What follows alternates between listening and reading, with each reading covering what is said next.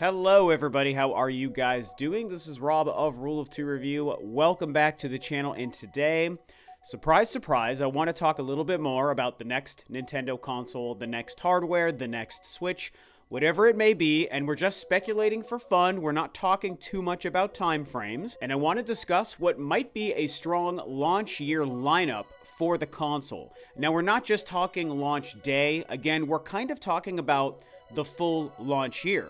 And it makes a lot of sense to do so when we look at what happened with the Nintendo Switch in 2017. And I think that we all know that one of the main reasons, one of the many reasons really, that the Nintendo Switch did so well initially and kept that trajectory up for its entire life is because not only did it launch with an incredible killer app game, Breath of the Wild, it also packed that first entire full calendar year, the full 12 months from March to the next March, with so many incredible games, most of them exclusive, most of them Nintendo first-party titles. It was awesome and so much fun, and because Nintendo succeeded so well at that, I'm willing to bet that they're planning to do the same thing for their next console. Again, if we stop and think for a second what the first year of the Nintendo Switch looked like, it was out of this world with so many games. We already know, like I said, it launched with Breath of the Wild, and yes, it did feature a port from the Wii U with Mario Kart 8 Deluxe, but at this point, I mean, can we even debate the insane popularity of the Switch version alone? The Wii U version did fantastic on that console based on its sales, but when we look at the Switch version, it's like in a whole nother, realm of existence. It's crazy. They also introduced a new IP with ARMS, they gave us a sequel to Splatoon with Splatoon 2, they introduced Mario plus Rabbids, they gave us another Xenoblade game, which was absolutely crazy, and they also gave us the next brand new Mario game with Super Mario Odyssey. I mean, it's borderline obscene, but in a good way, that they were able to cram so many fantastic games in that first launch year of the Nintendo Switch. And of course, we know, yes, there's been some dry spells here and there, but for the majority of the Switch's life, I mean, they've continued to make and release great games. Nintendo has been pumping out so many fantastic first-party games, and of course, we get the occasional great third-party exclusive, like a Bayonetta 3 or Octopath Traveler, which was initially exclusive to the Switch for a while. And so, when we start to look ahead, which you guys know I love to do, I've been doing it for almost 3 years now, you know, to the chagrin of many, although I think most of you seem to enjoy these conversations. I'm personally somebody enjoying the Switch for what it is now. I'm not demanding the next thing, but I'm also very excited for when it does happen. And you guys know my stance. I think we will see it in 2023. Whether or not we play it is up for debate, and yes, maybe 2024 makes more sense to actually play it, but I do think we're going to see it this year. However, whether I'm right or wrong, that's not the point. The point is, at some point, they will show and release their next console. Whether it's another Switch hybrid, whether it's not, as I've discussed recently, who knows? And I think that it's very important to Nintendo to duplicate the success they had with the Switch's first year, because that's the best way to springboard your new hardware to success, is to just jam-pack that first window of time with so many great games, especially if they're games you can only play on that device. So let's talk about some of the games that I think are the most likely options to potentially fill a stacked first launch year of their next console whenever it comes out. Granted, I may be wrong, and maybe they end up having a semi-paper-thin year for their first console. I'm just going to go on the assumption and talk about maybe some of our best opportunities for a big, new, packed first year of this console. And I think we have to address the Zelda situation because obviously with Tears of the Kingdom less than 5 months away, it's kind of starting to feel like that game is right around the corner. There are the rumors and potential leaked photos of what might be an OLED version of the Switch that would launch alongside of that game. That is potentially very exciting, but that's not a next-gen console. So if they release their next-gen, next console, next Switch thing within, 6 months to a year after the launch of Tears of the Kingdom, I think there's a great chance that they do one of two things. Either they make some kind of definitive edition version of that game that would release as a next-gen version of Tears of the Kingdom, maybe doing something similar to what they did with Mario Kart 8 and do like a Zelda Deluxe or whatever, a Tears of the Kingdom Deluxe. I'm sure they wouldn't call it that, but you guys know what I mean. Maybe they release it as like a separate purchase, or this could be really cool. If they release these two products close enough to each other, maybe they do something awesome and the new console would release with like a launch day next gen patch or like a 4K patch for Tears of the Kingdom that basically improves it, similar to what we've seen Sony and Microsoft do a little bit with some of their games, where I think like the 2018 God of War and Ghost of Tsushima and Death Stranding got like these director's cut and next-gen patch versions of those games to play on your PS5 that basically improve what those games look like compared to their PS4 counterparts. Maybe, I actually think there's a great chance this would happen, maybe Nintendo would choose that opportunity. Granted, we know they like to get money out of us when they can, and they probably are smart enough to know that if they just released another $60 like definitive edition version of Tears of the Kingdom, that many people would just buy a second copy and Nintendo could make more money. So maybe they go that route, or maybe they split the difference and they do the director's cut thing, and just for $20 you can buy a patch with some extra content for Tears of the Kingdom that plays on that new console in its first year. Now, in a similar fashion, let's also address the Metroid situation, because obviously I have a lot invested in this as the world's biggest Metroid fan, many of you guys know.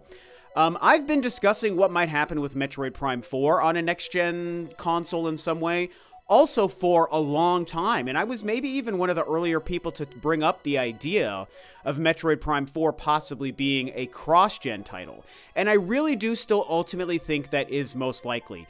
At this point, as time has gone on, I would say over the past 6 or so months, as we've seen more people and fellow YouTubers and people on Twitter and online starting to talk about feeling like next-gen Switch console thing is right around the corner, a lot of people are also starting to realize Metroid Prime 4 makes sense to launch on this next console, and I do agree with that. However, what I don't think Nintendo will do is ignore the huge install base of the Switch for specifically Metroid Prime 4. As just a fan, I would like them to make it next-gen only, because that would be a great showcase for the power of the new console, and I think that Metroid Prime 4 deserves to be its best and most beautiful and most technically impressive it could possibly be. And the best way to do it would be to not hold that game back by restricting it to what the Nintendo Switch can do, because the Switch is old, outdated, and limited tech. In theory, the new console would be much more capable.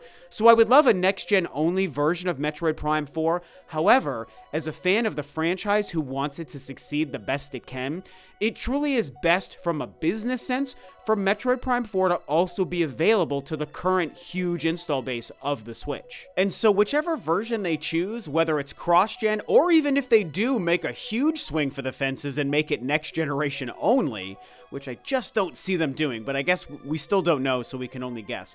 Whichever one they do, next-gen or cross-gen, I do think that not only will Metroid Prime 4 be a launch year game for the next console, I think there is a great chance it is a launch day game. I think it might be, outside of maybe some sort of next-gen version of Tears of the Kingdom, I think it might actually be positioned to be the killer app for the launch of the new console. And I know that for a lot of you that might sound crazy, because Metroid has traditionally never been that big of a franchise, but I actually think that it works pretty well when you consider that it would be great to showcase the power of the console, how beautiful the game is supposed to look, and also it could build hype for Metroid just because it is the killer app for a really cool looking new Nintendo console.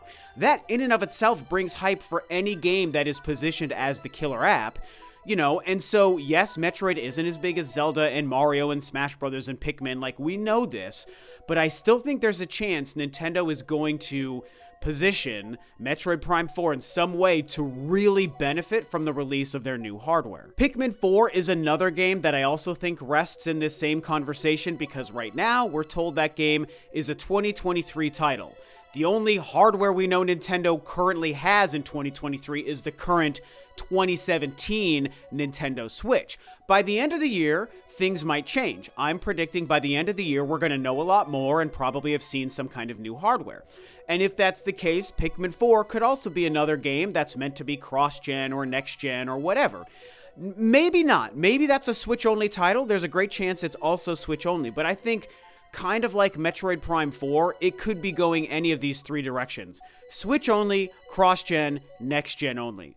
If I was to pick with Pikmin 4, I probably think it might be Switch only, but I would love to be wrong. So in a world where Nintendo is smart and makes Pikmin 4 also available on the next console in some way, that's a third great first-party game to put in that launch year of the next hardware. Now, to me, a brand new Mario game, whether it's this new 2D Mario game, whether it's a new 3D Mario game, I think that also is a great first-year game because it basically repeats what happened with Super Mario Odyssey, where Super Mario Odyssey released at the end of 2017 and became one of the last big titles for the brand new Switch. And it's a new Mario game. I mean, that's massive. You don't ignore the significance of a Mario game. And so if they can have some version of Tears of the Kingdom and release Metroid Prime 4 and get some kind of new Mario game, a main Mario game, 2D or 3D, in the first year of the next hardware, forget about it. We're looking at already the greatest launch lineup in history. I think a new Donkey Kong game could also be on the table. There's been rumors about that for a while. Some speculation said maybe the Nintendo Mario Odyssey team was already working on a new Donkey Kong game.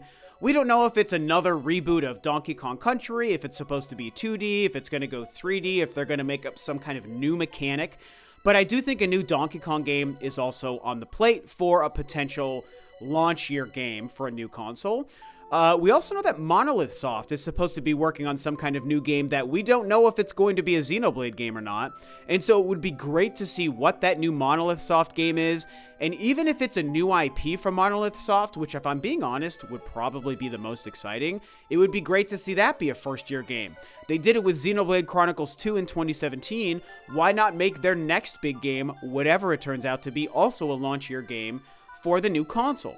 Another series I want to address is Mario Kart, because boy, are we all not waiting on pins and needles to see what Nintendo is going to do with the Mario Kart franchise. Look, man, Mario Kart 8 is amazing. It was amazing on the Wii U. It's been fantastic on the Switch. They even are giving us new DLC content for the Switch version, which is something we never saw coming. They are milking that game for all it's worth. And I think that so far, it's been okay for most of us because it's a great game and it's sold like crazy. But at some point, you gotta move on. So Mario Kart 9 or 10, if we want to include Tour into that conversation, whatever title, whatever new weird Mario Kart, super crazy time, whatever title they give that game, a new Mario Kart has to be around the corner for next generation. Mario Kart 8 is great, but it cannot last forever. So I'm going to throw in a potential new Mario Kart game for the first year as well. And I think one of the last things I want to touch on for the launch year of their next console would be a new IP. Nintendo has done pretty darn well for themselves for new IPs over the last, 5 to 10 years. I think of franchises like Xenoblade, I think of franchises like Splatoon. Of course, in the launch year of the Switch, as we all know, we got ARMS, which was a brand new Nintendo IP.